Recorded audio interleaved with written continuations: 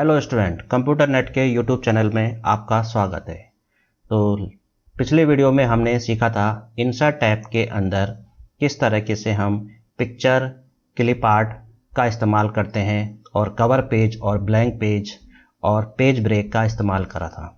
आज के वीडियो में हम सीखेंगे किस तरीके से हम शेप्स, स्मार्ट आर्ट, चार्ट और स्क्रीन शॉट का इस्तेमाल करते हैं।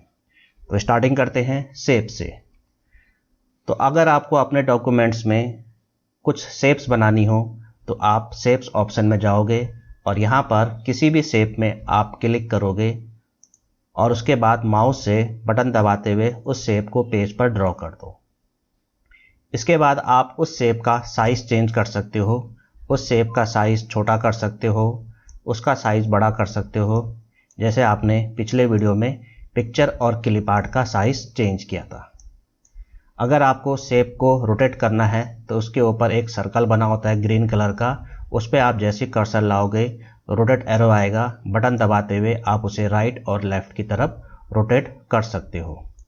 और यहाँ पर आपको पिक्चर और क्लिप आर्ट की तरह शेप को यूज़ नहीं करना है मूव करने के लिए। जैसे मैंने लास्ट वीडियो में आपको बताया था कि किस तरह से पिक्चर और क्लिप आर्ट को अगर आपको अपनी जगह से मूव करना है तो आपको रैप टेक्स्ट का इस्तेमाल करना पड़ता है। यहाँ पर आपको वो करने की ज़रूरत नहीं है, आप सीधा शेप के बीच में कर्सर लाओ और बटन दबा के शेप को पेज पर किसी भी पोजीशन पर डायरेक्ट रख सकते हो। तो इस तरह से आप शेप बना सकते हो। फिर से इंसर्ट में जाओ, शेप्स में जाओ, कोई और शेप ड्रॉ करो और पेज पर उस शेप को आप बना के ला सकते हो। तो जैसे मैं एक शेप ये लेके आ रहा हूँ, बटन दबाया, आप इस शेप का साइज़ छोटा बड़ा कर सकते हो, शेप को एक जगह से दूसरी जगह रख सकते हो। इंसर्ट में जाओ, शेप्स में जाओ, कोई और शेप ड्रॉ करो, शेप के ऊपर क्लिक करो, पेज पर उस शेप को ड्रॉ कर दो, उसका साइज़ छोटा बड़ा करो, जहाँ पर रखना है वहाँ पर रख सकते हो। तो इस तरह से आप क्या है अलग अलग शेप का इस्तेमाल कर सकते हो। किसी भी शेप में क्लिक करो और पेज पर उस शेप को ड्रॉ कर दो और बटन दबा के कोने से आप उस शेप का साइज़ छोटा बड़ा कर सकते हो और किसी भी पोजीशन पर रख सकते हो। तो इस तरह से आप अलग अलग शेप पेज पर ड्रॉ कर सकते हो। तो इस तरह से आप शेप का यूज़ करोगे। इसके बाद होता है कुछ ऐसी शेप्स हैं, जैसे आपको बताया था कि एक शेप है जैसे कि आपको सिंपल लाइन ड्रॉ करनी है। तो यहाँ पर आप देखोगे लाइन टूल है, इस पर आप जैसे क्लिक करोगे पेज पर आप एक लाइन ड्रॉ कर सकते हो। लाइन का साइज़ छोटा बड़ा कर सकते हो और लाइन को आप रोटेट करने के लिए यहाँ पर रोटेट एरो नहीं है, आप किसी भी पॉइंट पर कर्सर ला के लाइन को किसी भी डायरेक्शन में रोटेट कर सकते हो। दोनों में से किसी भी पॉइंट का इस्तेमाल कर सकते हो। इसके बाद इसमें और भी शेप हैं, जैसे कि आपको एक बॉक्स चाहिए जिसमें आप टेक्स्ट लिख सको। तो हमारे पास एक टेक्स्ट बॉक्स होता है, ये आपको दिखाई दे रहा है, ये एक टेक्स्ट बॉक्स है। इस टेक्स्ट बॉक्स का इस्तेमाल आप टेक्स्ट लिखने के लिए कर सकते हो। तो टेक्स्ट बॉक्स पे क्लिक करना है, शेप में जाके और पेज पर उस टेक्स्ट बॉक्स को ड्रॉ कर दो।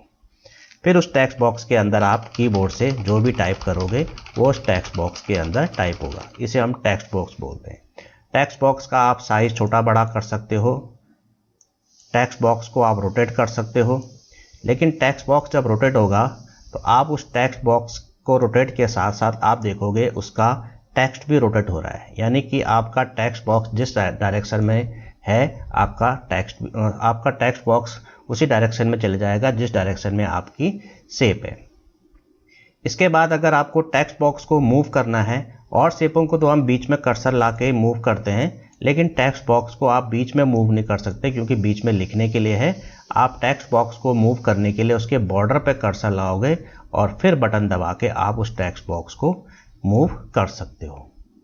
इसके बाद इंसर्ट में जाके शेप्स में जाके और भी शेप हैं, जैसे कि आपको राउंडेड रेक्टेंगल चाहिए। तो यहाँ पर आप देखोगे एक आपको राउंडेड रेक्टेंगल मिलेगा। ये तो नॉर्मल रेक्टेंगल है और ये राउंडेड रेक्टेंगल है। राउंडेड रेक्टेंगल मतलब जिसके कॉर्नर राउंड शेप में होते हैं। तो दोनों रेक्टेंगल बना के दिखाता हूँ मैं आपको। तो जैसे ये मैंने शेप्स में गया और यहाँ से मैंने नॉर्मल रेक्टेंगल ले लिया, ये तो हो गया नॉर्मल रेक्टेंगल। अब मुझे चाहिए राउंडेड रेक्टेंगल, तो इंसर्ट में गए, शेप्स में गए और यहाँ से राउंडेड रेक्टेंगल ले लिया। तो आप देखोगे इस रेक्टेंगल की जो कॉर्नर है वो राउंड शेप में है, इसलिए इसको राउंडेड रेक्टेंगल बोलते हैं। इंसर्ट में गए, शेप्स में गए, कोई और शेप ले लेते हैं। जैसे कि हमारे पास एक ये शेप है कर्व में, अगर आप इसके ऊपर क्लिक करोगे तो आपको ये कर्व शेप मिलेगी। तो कर्व शेप में क्लिक करना है, शेप में जाके, और उसके बाद आप बटन दबा के ये कर्व शेप बना सकते हो। आप देखोगे ये एक कर्व शेप आ गई है। इस कर्व शेप का आप साइज छोटा बड़ा कर सकते हो और इस कर्व की आप शेप चेंज कर सकते हो। इसके ऊपर ये जो पीले पॉइंट आपको दिखाई दे रहे हैं दोनों कोनों में, आप इसकी इस तरीके से कर्व चेंज कर सकते हो। ये आप देख रहे हो कर्व की शेप चेंज हो रही है। इसके बाद अगला शेप है, इंसर्ट में जाके, शेप्स में जाके, एक ये वाली शेप होती है जिसको हम बोलते हैं स्क्राइबल, यानी कि ये पेंसिल की तरह काम करता है। बटन दबा के रखो और जैसे पेंसिल से आप यूज़ करते हो वैसे ही ये चलेगा। इसके बाद इंसर्ट में, शेप्स में अगला है शेप, ये इसको बोलते हैं free form. Free form shape कैसे काम करता है, बटन दबा के एक बार आप दूसरे पॉइंट पे क्लिक कर दो। बटन दबा के नहीं रखना, एक पॉइंट पे क्लिक करना है, फिर दूसरे पॉइंट पे क्लिक करना है, फिर वहाँ से आप जैसे जिस डायरेक्शन में ले जाओगे उस डायरेक्शन में आप देखोगे ये एंगल में रोटेट हो गया। Click click click click click और फर्स्ट पॉइंट और लास्ट पॉइंट को जोड़ दो। इस तरह से आप फ्री फॉर्म टूल का इस्तेमाल करके इस तरह की शेप बना सकते हो। इंसर्ट में जाके, शेप्स में जाके, फिर एक और शेप है और वो शेप है कि आप जैसे कि यूज़ करना चाहते हो कोई, जैसे कि आपको किसी तरह का दूसरे तरह का कोई शेप चाहिए, जैसे कि आपको लेना है एक ये वाला शेप है जिसको हम बोलते हैं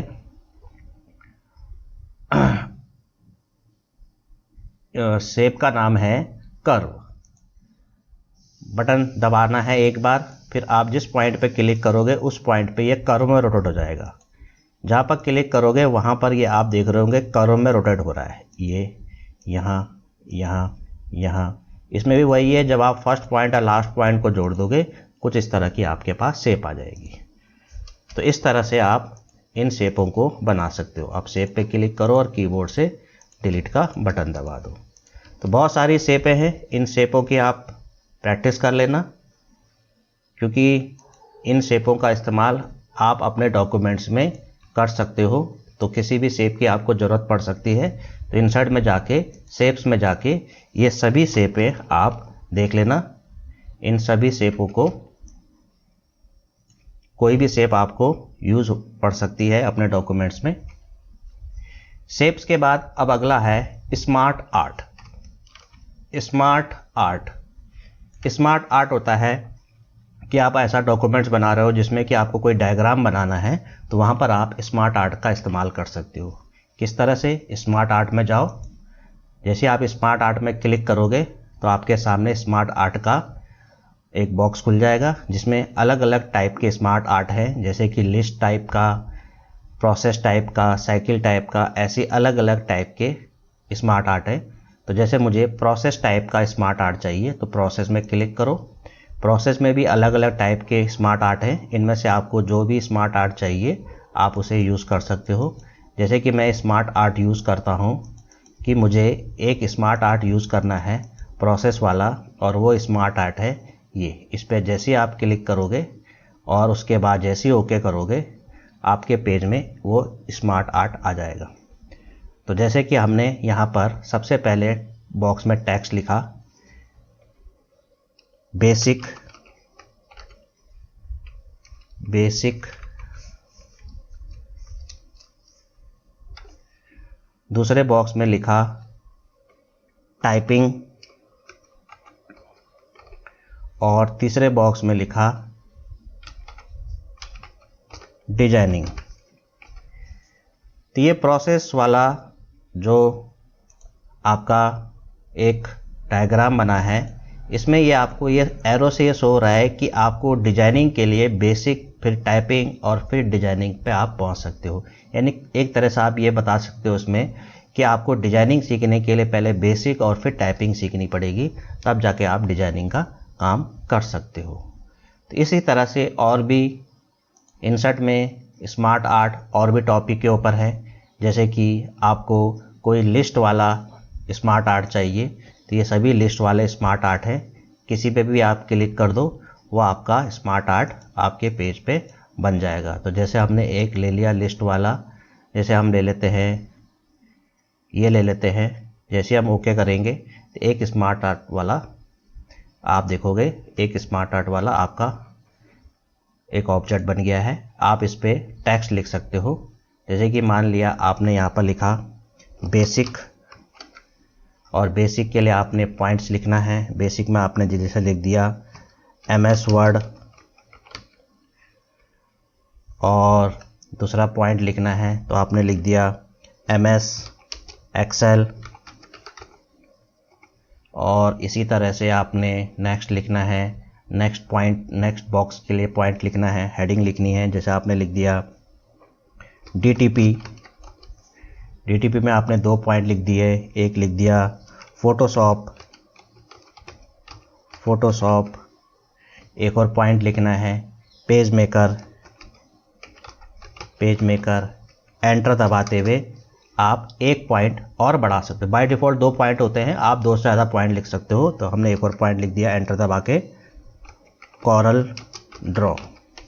इसी तरह से आप तीसरे उसमें भी ऑप्शन पे हेडिंग और उसके पॉइंट लिख सकते हो। और यहाँ पर आपके पास जो ये बॉक्स है, इसमें आप पिक्चर भी लगा सकते हो। इस पर क्लिक करो, पिक्चर आएगी लेने के लिए, कहीं से भी पिक्चर ले लो आप। जैसे कि मैंने यहाँ पर पिक्चर यानी कि लोकल डिस्क ई में जाके मिक्स पिक्च फोल्डर में जाके इसमें मुझे पिक्चर लेनी है। जैसे कि मैंने इसमें से पिक्चर ले लिया, किसी भी फोल्डर के अंदर से आप पिक्चर ले सकते हो।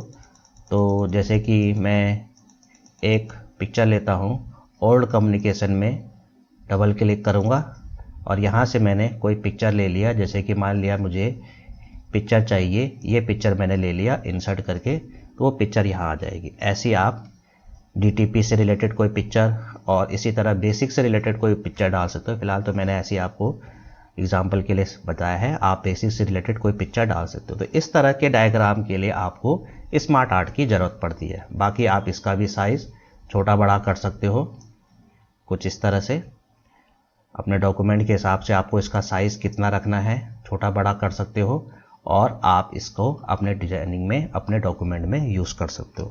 क्लिक करा और कीबोर्ड से डिलीट का बटन दबा दिया, तो ये आपका स्मार्ट आर्ट डिलीट हो गया है। इसके बाद होता है अगला टॉपिक, और वो टॉपिक है आपका इंसर्ट में चार्ट। चार्ट यानी कि ग्राफ। कोई डाटा है आपके पास और आपको उस डाटा को ग्राफ के रूप में दिखाना है, तो उसके लिए आपको चार्ट में जाना पड़ेगा। सबसे पहले आपको कौन से स्टाइल का चार्ट चाहिए। यहाँ पर अलग अलग स्टाइल है, कॉलन, लाइन, पाई, बार, एरिया, ऐसे अलग अलग है। इनमें से आप कोई भी स्टाइल का चार्ट ले सकते हो। फिलहाल मैं कॉलन में लेता हूँ। अब कॉलन में भी इतने सब टाइप हैं, इनमें से आप कोई भी ले सकते हो। फिलहाल मैं ये ले रहा हूँ, ओके करूँगा। जैसे ओके करूँगा तो आप देखोगे स्क्रीन के राइट में एक माइक्रोसॉफ्ट एक्सेल का, आप देखोगे माइक्रोसॉफ्ट एक्सेल का सॉफ्टवेयर खुल गया है, जो कि आपको MS वर्ड के बाद यही सिखाया जाएगा। फिलहाल यहाँ पर हम ग्राफ के लिए इसका इस्तेमाल कर रहे हैं। तो यहाँ पर पहले से ही सैंपल के तौर पर कोई डाटा लिखा हुआ है। आप इस डाटा को इस तरह से सिलेक्ट करो, कीबोर्ड से डिलीट का बटन दबाओ और अपना डाटा लिख दो। फॉर एग्जांपल के लिए मुझे 3 साल का कोई डाटा लिखना है, और वो डाटा है मेरा 3 साल के स्टूडेंटों का डाटा लिखना है। तो जैसे कि यहाँ पर लिखा हेडिंग ईयर, और 3 साल का डाटा मेरे पास 2018 का, 2019 का और 2020 का डाटा है। किसका डाटा है मेरे पास, मान लिया बॉयज़ और गर्ल्स का डाटा है कि 2018 में कितने बॉयज़ पढ़ के गए हैं किसी कंप्यूटर सेंटर से, और 2019 में कितने बॉयज़ पढ़ के गए हैं और 2020 में कितने बॉयज़ पढ़ के गए हैं, 2018 में कितने गर्ल्स, 19 में कितनी गर्ल्स और 20 में कितनी गर्ल्स। तो जैसे ही मैंने यहाँ पर डाटा फीड करा, आप देखोगे लेफ़्ट स्क्रीन पर उस डाटा का ग्राफ बन गया है। अब आप इस एक्सेल की शीट को बंद कर सकते हो, इसका कोई यूज़ नहीं है। अब आपके पास देखोगे पेज पर आपके पास 3 साल का ये डाटा बन के आ गया है, 18, 19 और 20 का ये आपका ग्राफ बन के आ गया। आप इस ग्राफ को अपने डॉक्यूमेंट के हिसाब से साइज़ छोटा बड़ा कर सकते हो और आप देखोगे ये बॉयज़ और गर्ल्स का आपके पास एक ग्राफ बन के आ गया है। तो इस तरह से आप ग्राफ का इस्तेमाल कर सकते हो। कोई डाटा अगर आपको दिया गया है और उसे ग्राफ में शो करना है तो इस तरह से आप ग्राफ का इस्तेमाल कर सकते हो। तो ये था ऑप्शन चार्ट। अब इसके बाद अगला ऑप्शन है स्क्रीनशॉट। स्क्रीनशॉट जैसे आप मोबाइल से स्क्रीनशॉट लेते हो, यहाँ पर भी वही है कि आप जैसे चाहते हो कि आपको अपना डेस्कटॉप का इसका स्क्रीनशॉट लेना है, तो आप क्या करोगे, स्क्रीनशॉट पे क्लिक करोगे और इसके बाद स्क्रीन क्लिपिंग ऑप्शन आएगा, इस पे क्लिक करोगे, आपके सामने आपका डेस्कटॉप आ जाएगा। अब पूरा डेस्कटॉप अगर आपको चाहिए तो ले सकते हो, नहीं तो आप डेस्कटॉप के अंदर का केवल, माना मुझे ये लोगो लेना है, तो आप इस लोगो को इस तरीके से सेलेक्ट कर दो और उसके बाद जैसे आप बटन छोड़ोगे तो आप देखोगे आपके पास वो लोगो आ गया है। जितना एरिया आपने सेलेक्ट करा था उतने एरिया का स्क्रीनशॉट आपके पास ये आ गया है। एक तरीका और है स्क्रीनशॉट लेने का, जैसे कि मान लिया कि आपको किसी और विंडो का स्क्रीनशॉट लेना है। जैसे माना आपको कंप्यूटर के अंदर पिक्चर्स के अंदर मिक्स फोल्डर के अंदर एक फोल्डर है, हमारा फोल्डर का नाम है 3D प्रिंटर। इसके अंदर ये 2 पिक्चर्स है, इनका स्क्रीनशॉट लेना है तो इसका भी स्क्रीनशॉट ले सकते हो आप। आपको इसको खोल के रखना है और उसके बाद आपको क्या है, अपना सॉफ्टवेयर वर्ड खोलना है और उसके बाद आप फिर से जाओगे इंसर्ट में, स्क्रीनशॉट में, और यहाँ पर आप देखोगे ऑटोमेटिक उसका स्क्रीनशॉट आ गया है। उस पर आप क्लिक करोगे, देखोगे उस विंडो का स्क्रीनशॉट आपके सामने आ गया है। इसका भी आप साइज़ छोटा कर सकते हो और इस तरह से आप स्क्रीनशॉट का इस्तेमाल कर सकते हो।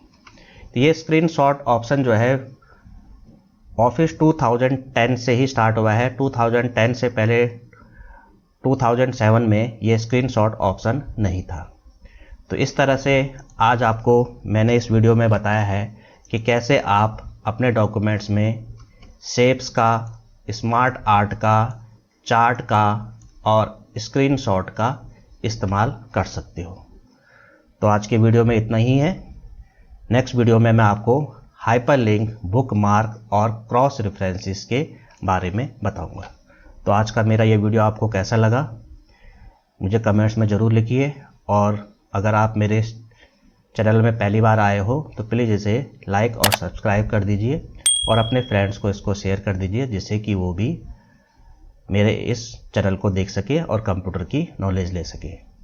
तो नेक्स्ट वीडियो में मिलते हैं। Okay, bye, thank you.